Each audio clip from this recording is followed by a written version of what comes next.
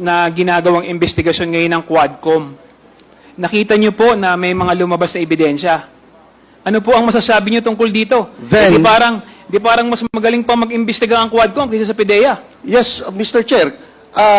Yes, Mr. Chair, inamin niyo po. Mas magaling mag-imbestiga ang Quadcom kaysa sa... Sandali lang po. Mas magaling po mag-imbestiga ang Quadcom kaysa sa opisina niyo sa PIDEA. No, Mr. Chair. Kailan lumabas si Michael Yang?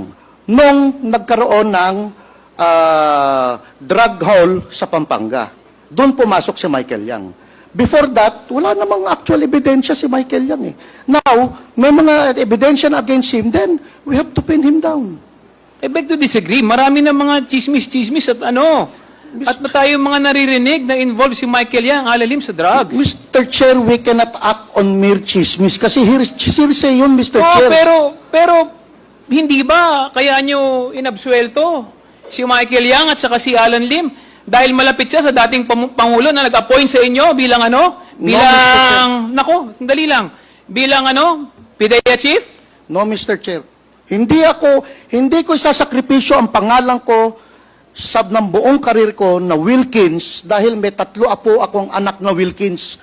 Ayoko pong madamage ang pangalan ng Wilkins dahil dala-dala po ng anak ko yan. Hindi ko kinlir si Michael Yang dahil may utang na loob ako presidente. Kinlir ko si Michael Yang because I have personal knowledge na walang ebidensya against Michael Yang. So paano ko siya isasangkot kung wala akong ebidensya? It will never stand in court, Mr. Chair. Paano nga po magkakaroon ng mag-i-stand in court? Hindi nga po kayo nagsagawa ng ebidensya na maayos. Kung nagsagawa po kayo ng ebidensya na maayos, lalabas po yung pangalan niyan. Kung nagsagawa po kayo ng ebidensya na maayos, lalabas po yung pangalan niyan. Talagang aminin na po natin. Kaya po ninyo inabsuelto si Michael at si Alan Lim dahil may utang ng loob po kayo kay Presidente. Dahil in-appoint niya po kayong PIDEA. Wala po, Mr. Chair. No. I beg to disagree. Sinungaling po kayo. Ang dapat Sandali lang po. Antayin niyo pong i-recognize kayo bago po kayo magsalita. Mr. Chair, alam po natin na talagang ang dahilan po ng pag-absuelto ng PIDEA dati kay Michael Yang at Alan Lim dahil po in-appoint nga po ni Presidente si Wilkins Villanueva bilang Director General ng PIDEA. Yun ang dahilan.